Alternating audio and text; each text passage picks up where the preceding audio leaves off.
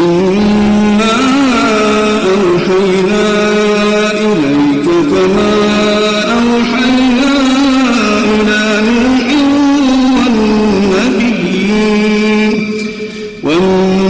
والنبيين من بعده وأوحينا إلى إبراهيم وإسماعيل وإسحاق ويعقوب والأسباط وعيسى وأيوب ويونس وهارون وسليمان وآتينا داود زبورا ورسلا قد قصصناهم عليك من قبل ورسلا لم نقصصهم عليك وكلم الله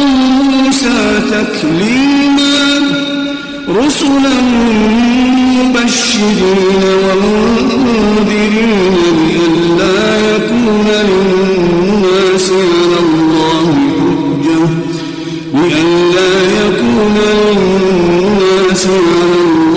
حجة بعد الرسل وكان الله عزيزا حكيما لكن الله يشهد بما أنزل إليك أنزله بعلمه والملائكة يشهدون وكفى بالله شهيدا إن الذين كفروا وصدوا عن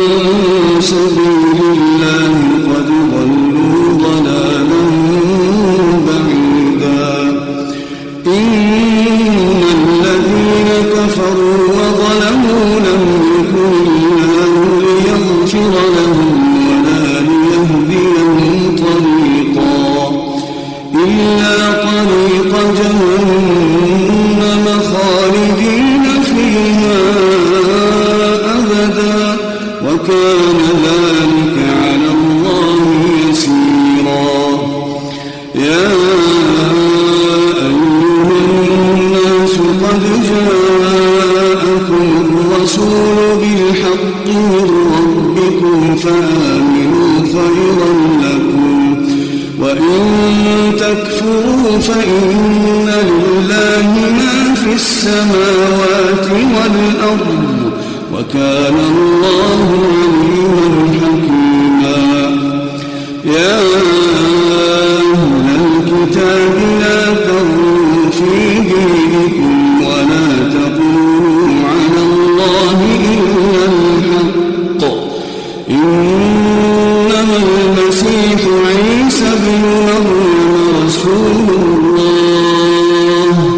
وكلمته ألقاها إلى مريم وروح